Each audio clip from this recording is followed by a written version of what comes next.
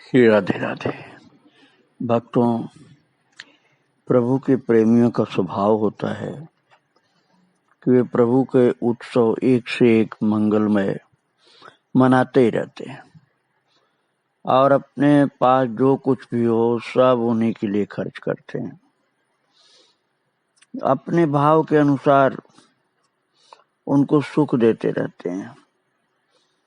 भगवान को भी सुख देते हैं और उनके भक्तों को भी सुख देते हैं। और चक्र जी का यही स्वरूप था, यही वृत्ति थी।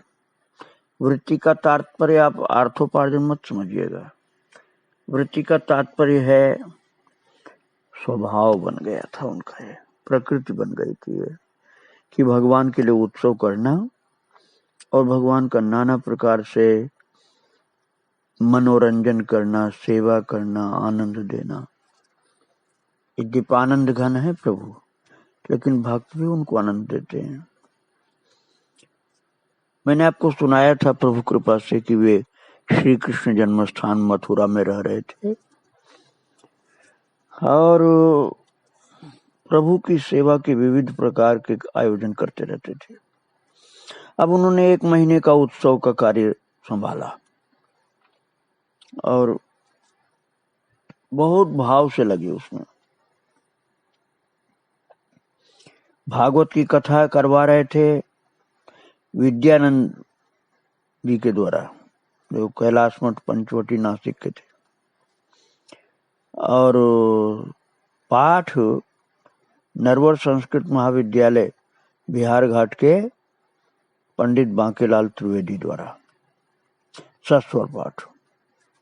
पूरी तैयारी हो चुकी थी, किंतु अभी इन दोनों में से कोई आया नहीं था, न भागवत के पाठ करता और न प्रवक्ता। प्रातः 2:45 बजे उठकर चक्र जी नित्य की पूजा करके अपने कृष्ण को, अपने कन्हई को आशीर्वाद देते हुए थोड़ा सा झुंझला करके बोले, कनु तू नित्य नई खटपट करता रहता है, मैं क्या अकेला व्यवस्था संभाल पाऊंगा तेरे बिना? तू ही मेरा जीवन प्राण है। और कथावाचक एवं सस्वर पाठ करने वाले दोनों ही नहीं आए अभी तक। लगता है तुझे प्यार से कोई बात समझ में आती नहीं, डांटना पड़ेगा क्या? महाराज ऐसा भगवान को बोल रहे थे, क्योंकि भगवान को अपने से छोटा भाई मानते थे ना, इसलिए ऐसा बोल दिए कि प्यार से कोई बात तू समझता नहीं है, डांटना पड़ेगा क्या तुझको? और ऐसा कहते हुए नित्य नियम के अनुसार मंगला आरती के दर्शन करने प्रातः 4:45 बजे कक्ष से निकलकर केशव देव जी के मंदिर की ओर चल दिए। आप लोगों ने तो केशव देव मंदिर देखा होगा जन्म स्थान में, वहां दर्शन के लिए वो चल पड़े अपने कक्ष से निकलकर। और कक्ष से बरामदे में पहुंचे ही थे कि कैलाश भैया ने सूचना दी। कैलाश जी का हम आपको सुना चुके हैं, एटा के जो थे भक्त, पहले नास्तिक जैसे थे, फिर बहुत पक्के भक्त हो गए, सच्चे भक्त हो गए। तो उन्होंने सूचना दी चक्र जी को कि बाबा पंडित बांकेलाल जी त्रिवेदी आ गए हैं। रात को ही वे समीप के कक्ष में स्नान करके पूजा पर बैठ गए हैं। श्रीमद् भागवत का सस्वर पारायण समय पर प्रारंभ कर देंगे। आप जन्मभूमि का प्रांगण पार करके मंदिर की सीढ़ियों पर चढ़ ही रहे थे कि श्री शिवनाथ जी शर्मा, जो उस समय कृष्ण जन्मस्थान के अधिशासी अधिकारी थे, वे श्री कृष्ण जन्मस्थान सेवा संस्थान वाले जो थे, ये उन्होंने प्रणाम करके सूचना दी। चक्र जी से कहा, रात 10 बजे नासिक कैलाश मठ से महामंडलेश्वर विद्यानंद जी आ गए। उनकी व्यवस्था जन्मभूमि के गेस्ट हाउस में कर दी गई। वे ठीक समय पर कथा करने आ जाएंगे। अब जिन 2 लोगों की शिकायत अपने कनु से किया था कि तू ध्यान नहीं दे रहा है, दोनों में से कोई नहीं आए, कथा कैसे होगी, महाराज ये दोनों के आने की खबर मिल गई चक्र जी को, और चलते चलते हर्षातिरेक से विभोर होकर के धीरे से, स्फुट स्वर में आप कह सकते हैं, बहुत धीरे से अपने आप से चक्र जी कहने लगे, क्योंकि कन्हैया को थोड़ा सा हल्की सी डांट लगा के आए थे ना कि तुझे डांटना पड़ेगा क्या, तू ध्यान नहीं देता है, कैसे कार्यक्रम होगा, दोनों में से कोई नहीं है, न कथा करने वाले न पाठ करने वाले, ये सब बोला था भगवान को। अब थोड़ा सा शर्माने लगे, लजाने लगे चक्र जी, और धीरे धीरे अपने आप को बोलने लगे, मैं कितना निष्ठुर हूँ, व्यर्थ ही अपने कन्हई पर रुष्ट हो गया, वो कितना सावधान और तत्पर है, मेरा मन ही मन उसे उपालंब देना सर्वथा अनुचित था। ये भक्तों का स्वभाव है, भक्तों कि अपने भगवान से ही सब कुछ, जो भी कहना है, यहाँ तक कि लड़ाई भी भगवान से ही करते हैं, दूसरे किसी से नहीं। काम क्रोधाभिमानादिकम तस्मिन्नेव करणीयम तस्मिन्नेव करणीयम, ये नारद जी ने भक्ति सूत्र में लिखा है। ये क्रोध भी करो तो ठाकुर जी से करो, दूसरे से मत करो, काम क्रोध आदि।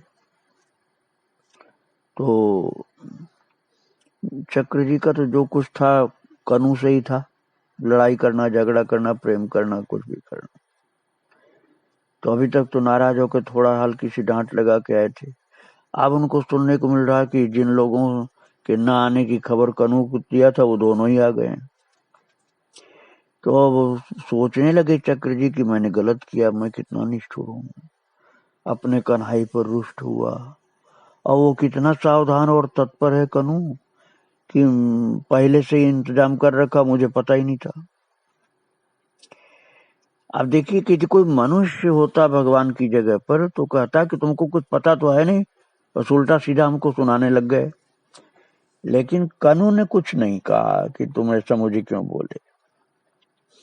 जब मंगला आरती के लिए पर्दा खुला केशव देव जी मंदिर का, अब सुनिए ध्यान से फिर ठाकुर जी की क्या लीला हो रही है।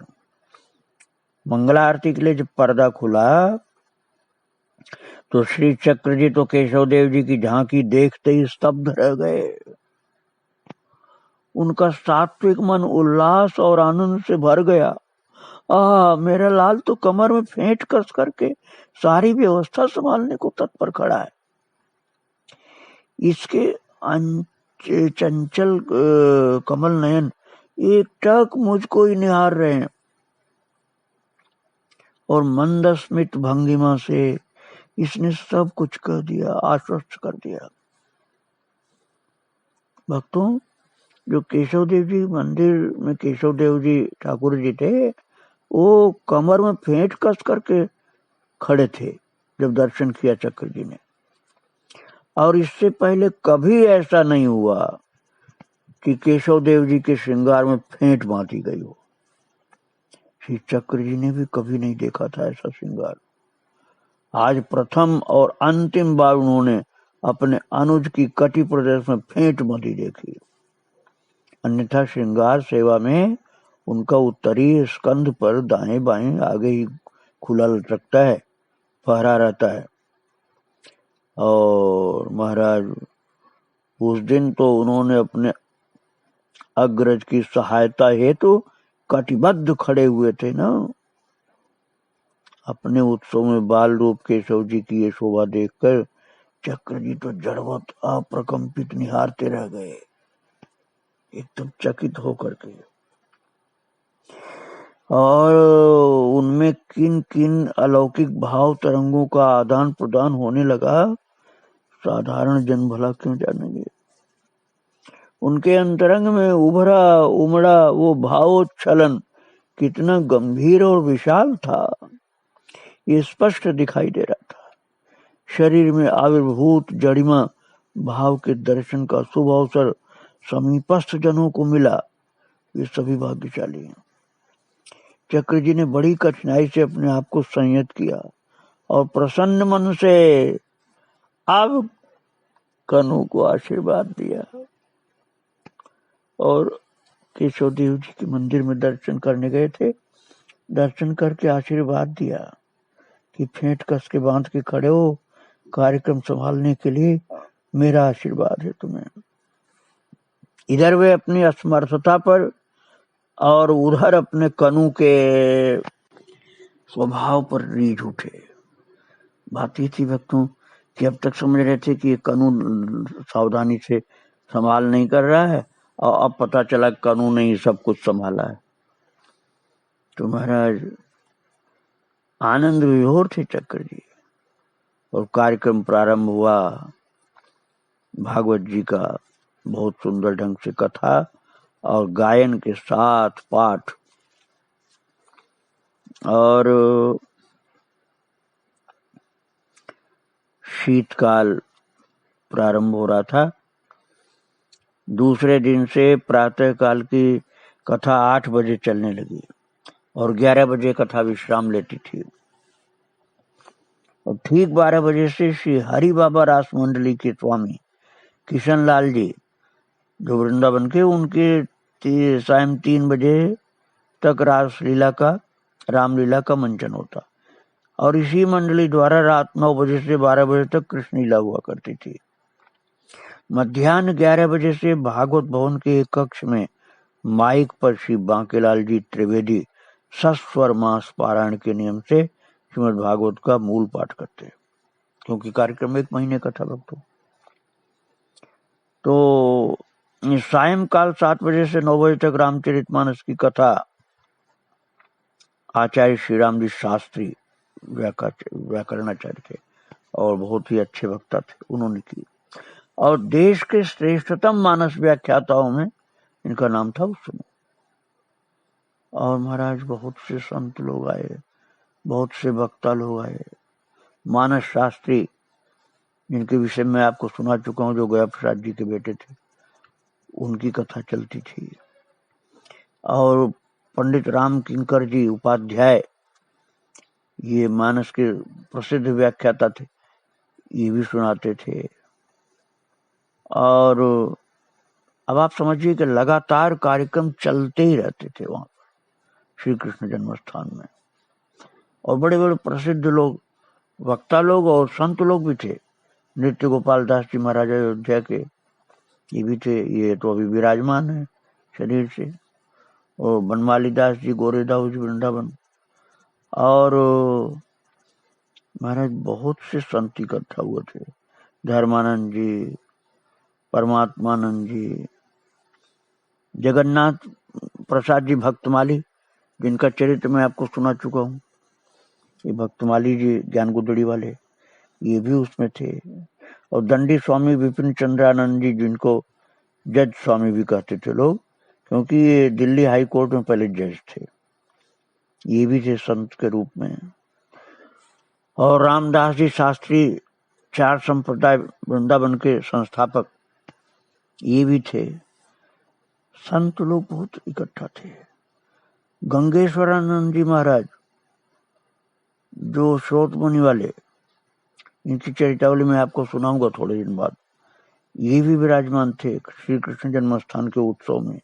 1 महीने का उत्सव था और महान महान विभूति संत और भक्त विद्वान सब एकत्रित थे। चक्र जी ने सुव्यवस्था की थी अपने कनु के सहारे। और आपको मैं प्रभुदत्त ब्रह्मचारी जी का चरित्र सुना चुका हूँ। ये प्रभुदत्त ब्रह्मचारी जी भी विराजमान थे, झूसी वाले। और विदेशी लोग भी आए हुए थे, जो भक्त लोग थे, विदेशों में रहने वाले भारतीय भक्त। और संस्था के अध्यक्ष स्वामी अखंडानंद जी महाराज, इनका प्रवचन तो रोजाना ही होता था। और बड़े आनंद उल्लास के साथ बड़ा सुंदर कार्यक्रम चल रहा था और आनंद पूर्वक संपन्न हुआ ये कार्यक्रम भक्तों। चक्र जी ने स्वयं कहा कि 1 महीने के उत्सव की जो धुन मेरे मन में चढ़ी हुई थी, वो कनु की सहायता से सब पूरी हो गई। और ये कहा कि कनु केशव देव के रूप में उपस्थित है, सब किया है उन्होंने, मुझको दिखलाई पड़ने के लिए आगे कर दिया था, और वो बिना दिखलाई पड़े ही सब कार्यक्रम कर रहा था। और थकान जब कार्यक्रम की समाप्ति पर हुई तब उनको ज्वर आ गया था। भक्तों, चक्र जी तो बड़े दृढ़ प्रतिज्ञ थे ना, दृढ़ संकल्प वाले थे। उत्सव के बीच में चक्र जी को श्रम की अधिकता से एक दिन ज्वर तेज आया। कारण रात्रि को 12 बजे शयन करते और फिर 2 बजे उठ जाते। तो जब उनको कार्यक्रम के बीच में एक दिन ज्वर आया था तो उन्होंने संकल्प किया कि उत्सव के बीच में ज्वर को कोई स्थान नहीं है। समापन के पश्चात जितने दिन ज्वर को आना उतने दिन के लिए आ जाए, मैं स्वागत करूंगा, लेकिन इस 1 महीने के कार्यक्रम के बीच में ज्वर को आने की कोई आवश्यकता नहीं। और महाराज सचमुच प्रातः ज्वर चला गया बिना दवाई के, और उत्सव भर नहीं आया। और उत्सव के बाद चक्र जी 1 सप्ताह तक ज्वर को झेलते रहे, उसके बाद ठीक हुए थे। ये तो उत्सव की बात मैंने आपको सुनाई, चक्र जी किस प्रकार से उत्सव करते थे। अब मैं आपको ये बतलाना चाहता हूं कि किस प्रकार से उनके कनु भगवान शिव जी की पूजा में चक्र जी के साथ रहना चाहते थे। आप लोगों ने जन्म स्थान में देखा होगा, एक पारदेश्वर केशवेश्वर पारदलिंग का निर्माण हुआ। वो चक्र जी की प्रेरणा से ही निर्माण हुआ था। भक्तों, वो जो शिवलिंग हैं जन्म स्थान में पारदेश्वर जी, केशवेश्वर जी, 5 किलो पारा बिना किसी धातु के मिश्रण के, बहुत उच्च कोटि का, उसको शुद्ध विप्र पारद कहते हैं। तो उसके एक ही, पूरे भारत में एक ही उसके कारीगर थे, शायद हो सकता अब भी हो, मुंबई के भाऊ साहब कुलकर्णी जी। तो डालमिया जी, जयदयाल जी डालमिया श्री कृष्ण जन्म स्थान पर उनको बुलाए थे और चक्र जी की देखरेख में पारदलिंग का निर्माण हुआ था। वर्ष 1981 में निर्माण हुआ था। और चक्र जी की आकांक्षा थी कि शिवरात्रि के दिन रात्रि जागरण, रुद्राभिषेक, चारों प्रहर का अर्चन भागवत भवन में हुआ करेगा। और महाराज ये कार्यक्रम बहुत सुंदर ढंग से चक्र जी ने किया। और भगवान केशवेश्वर पारद लिंग हैं, ये लगभग 9 इंच का रजत शुभ्र श्री विग्रह 5 किलो पारा का बना हुआ, और 2 मुखी से लेकर 13 मुखी तक के रुद्राक्षों तक का जो कंठाई ने धारण कराया गया था, और बहुत सुंदर श्रृंगार इनका हुआ था। भक्तों, पारद लिंग का ज्योतिर्लिंग के समान ही मान्यता होती है। और कथा का जो उत्सव चल रहा था उसकी बीच में शिवरात्रि का पर्व आया था। प्रातः काल से ही पूजा की सामग्री एकत्रित की जाने लगी हर्षपूर्वक। दुग्ध, दधि, घृत, मधु, गंगा जल, बिल्व पत्र, मंदार की माला, धतूरा, पुष्प, इलायची, लौंग, ये सारी चीजें जो होती हैं ये सब मंगाई गई। अब आप बहुत सावधानी से सुनिए कैसे चक्र का कनु इस पूजा में भाग लेना चाहता है। श्री केशवेश्वर जी की जो पारद जी हैं, वो उनकी प्रथम प्रकार की षोडशोपचार पूजा के लिए सामग्री लेकर कक्ष से श्री चक्र जी निकलने लगे।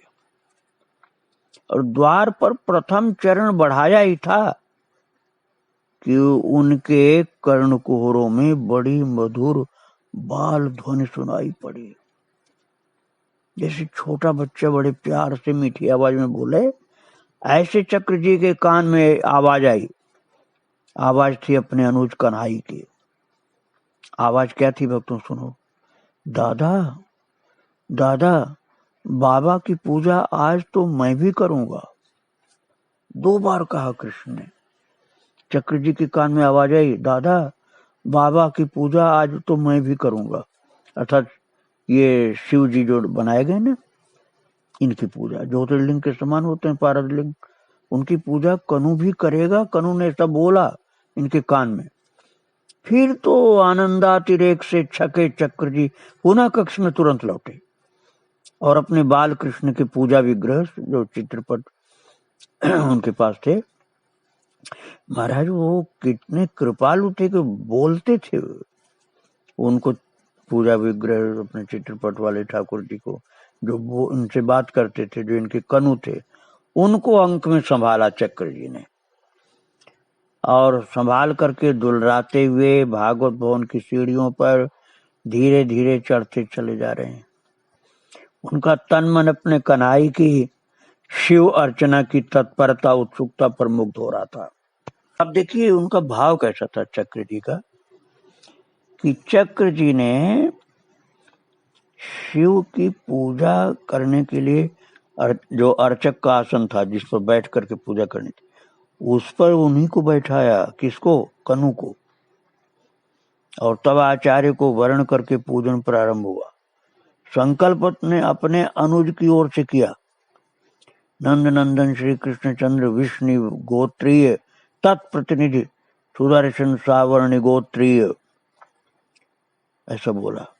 और षोडशोपचार की समस्त पूजा उन्हें संस्पर्श कराते हुए की गई। सब कन्हुआ के हाथ से छुआ करके करते थे। और जैसे जैसे अभिषेक के लिए दूध दही पंचामृत शिवलिंग पर चढ़ने लगा, वैसे वैसे श्री विग्रह जो शिव जी के थे वो धवल चांदी के समान, अरे नहीं पारे के समान, नहीं और अधिक शिवलिंग ज्योतिर्लिंग जैसे चमकने लगे। और नेत्र ठहर नहीं पाता था, ऐसी चमक थी, क्योंकि कन्हु पूजा कर रहे थे ना। चकित हो करके भक्त लोग देख रहे थे, ऐसी चमक, आंख टिक नहीं पा रही। भगवान शिव जी प्रसन्न हो गए कन्हु की पूजा से। ब्राह्मणों को खूब दक्षिणा आदि दे करके चक्र जी ने प्रणाम किया और अपने लाल को लिए हुए कक्ष में आए। और फिर उसके बाद और भक्तों ने पूजा किया, जैसे जय दयाल दीदाल मियाँ आज ने बाद में किया पूजन, पहले कन्हु के हाथ से पूजन करवाया है चक्र जी ने। और भक्तों उसके बाद की घटना मैं आपको बता रहा हूं कि आशीर्वाद दिया चक्र जी ने कन्हई को भाव विभोर होकर कि आज बहुत सुंदर पूजा किया तुमने शिव जी की। और शरीर भाव की अधिकता के कारण जड़ सा हो रहा था। जागरण की रात थी भक्तों। आसन से 2:30 पौने 3 बजे उठना ही चाहते थे कि सहसा कक्ष में ज्योतिर्मय दिव्य प्रकाश फैल गया। और उस समय अकेले थे वो, और उस अलौकिक आभा मंडल में ज्योतिर्घन कर्पूर गौर त्रिनेत्र नीलकंठ सदाशिव भगवान त्रिपुरारी प्रत्यक्ष प्रकट हो गए शिव जी महाराज। और उनका कर्पूर गौर ज्योतिर्मय श्री विग्रह पारदर्शी था। उनकी पद नख की चरण कांति ऐसी जो कोट कोट ब्रह्मांडों के सूर्य चंद्राज को प्रकाशित करने वाली ज्योत्सना को फीकी कर रही थी। वे मंत्र मुग्ध से निहारते हुए अवरुद्ध कंठ से इतना ही प्रेमाधिक के स्वर से बोल सके, बाबा। चक्र जी के मुंह से शब्द निकला, बाबा। और अंतर के भाव तरंगों में डूबे हुए अपलक निहारने लगे। उधर उन करुणा भवन वाले ने वात्सल्य कृपा दृष्टि स्नेह से अपने इस नन्हे शिशु, कौन? चक्र जी, भोले बाबा ने चक्र जी को अपना बच्चा माना। क्योंकि मैं आपको सुना चुका हूँ मानसरोवर की यात्रा में, कैलाश मानसरोवर की यात्रा में पार्वती मैया ने बच्चा कहा था चक्र जी को, बच्चा सो रहा है, सोने दो। तो शिव जी ने अपना बच्चा उनको देख करके प्रेम से निहारा और साथ ही मंद स्मित बिखेरती हुई शिव जी की वो छवि अंतर्धान हुई। पहले दर्शन दिया, इसके बाद जब पूर्ण रूप से दर्शन प्राप्त कर चुके तब अंतर्धान हुए। और फिर तो चक्र जी पूरे दिन इन्हीं भावों में खोए रहे। रात्रि के प्रथम प्रहर में शयन से पूर्व जब भक्तों ने बहुत जिज्ञासा की, तब प्रेमी कुछ भक्तों को एकांत में बुला करके अश्रु विसर्जन करते हुए इस भाव को, इस दर्शन को बताया कि कैसे कैसे दर्शन मिला था। इस प्रकार से कनु की पूजा से प्रसन्न होकर के शिव जी ने दर्शन दिया था इनको श्री कृष्ण जन्म स्थान के उत्सव में। आगे मैं इनके चरित्र को और सुनाऊंगा। आज यहीं प्रणाम करके विराम दे रहा हूँ। श्री राधे राधे, जय श्री राधे।